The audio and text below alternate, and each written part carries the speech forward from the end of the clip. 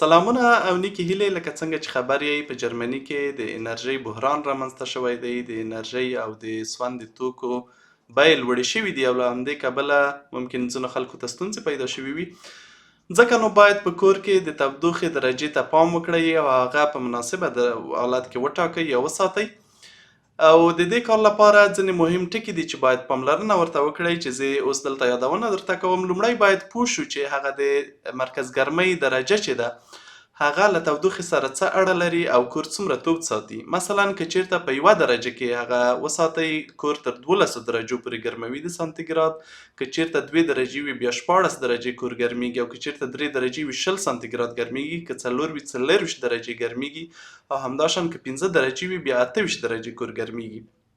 د دې ترڅنګ باید د کور لپاره پوه شئ چې د حرارت کومه درجه مناسبه ده. د کومې کوټې لپاره باید کومه درجه وټاکل شي.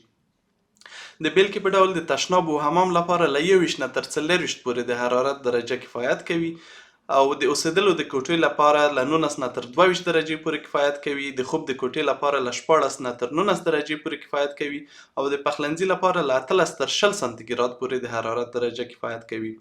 بلې خبرې ته چې باید پام وکړئ هغه دا ده چې د شپې د خواب او هغه وخت چې له کور څخه وځئ باید د کور د حرارت درجې او د مرکز ګرمۍ د حرارت درجې ټیټې کړئ او هغه له 14 نه تر 18 درجو پورې وساتئ. همدا ډول په هغه ترموستات چې دی په هغې باندې باید پوه شئ چې هغه څه ډول کار کوي او د هغې د پوهېدلو طریقه دا ده چې هغه د کور د عمومي حرارت درجه ګوري، یعنې خپل هغه د مرکز ګرمۍ یوازې درجې ته پاملرنه نه کوي او د ټول کور د حرارت له درجې څخه بیا هغه د لګښت اندازه ټاکي او که هغه مناسب حالت کې د کور درجه وساتئ نو ستاسو ډېرې پیسې به نه مصرفیږي او په د کال په پای کې به زیات نغڅلونکي هغه اضافي پیسې چې غوښتل کېږي هغه به نه درپسې راځي. بله مهمه مسله چې باید پام ورته وکړئ هغه له مرکز ګرمیو څخه د هوا ایستل دي او د هغې لپاره باید لومړی د حرارت درجه 5 ته ورسوئ او بیا هغه پایپ را خلاص کړئ. له هغې وروسته لومړی هوا وځي او بیا وروسته اوبه وځي. کله چې ټولې اوبه ختمې شوې بیا وروسته بیرته هغه سوری بند کړئ یا پایپ وتړئ او بیرته به نورمال کار شروع کړي.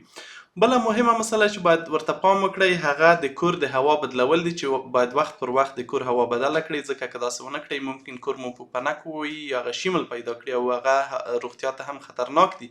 که چیرته داسې وشي باید زر تر زره هاوس مایسټر ته خبر ورکړئ او د هغې مخنیوی وکړئ. او د کور د هوا د بدلولو لپاره باید د کور کړکۍ خلاصې کړئ وخت پر وخت او په ورځ کې 3 ځله خلاصې کړئ د 5 نه تر 10 دقیقو پورې تر څو د کور هوا بدله شي.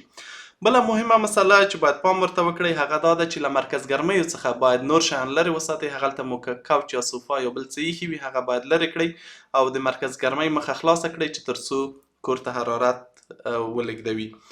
او بله مهمه مسله چې باید توجه ورته وشي د پیسو د سپمولو لپاره هغه دا ده چې باید هغه سوري بند کړل چې له کومو څخه چې کور ته ساړه راننوځي یا یخ راننوځي. په کور کې باید وګرځئ چې د کړکیو څنګونه او یا هم د وره تر څنګ کوم سوري وي هغه باید ټول بند شي تر څو کور ته اضافه یخ رانشي. او مهمه مسله بله چې هغه ممکن ځینې کسان توجه ورته ونه کړي هغه د پایپونو عایق کول دي. کوم پایپونه چې تاسو کور ته راځي او هغه له مرکز ګرمۍ سره وصلېږي که هغه عایق کړئ نو بیا به مو لګښتونه ښایي راکم شي. او همدا ډول د شپې باید کرکرې که کوم کورونه لري هغه باید راټیټې کړئ تر څو د کور ته د زیات یخ د راننوتلو مخنیوی وکړي. دا هغه څو مسایل و چې باید د پیسو د سپمولو لپاره او د انرژۍ د لږ لګښت لپاره باید پاملرنه ورته وشي. په دې اړه نور معلومات هم د هندبوک جرمني پر ویب سایټ او همداشان زموږ د فیسبوک پر پاڼه موندلی شئ. بیا هم له موږ سره اوسئ. تر بیا ښه وختونه.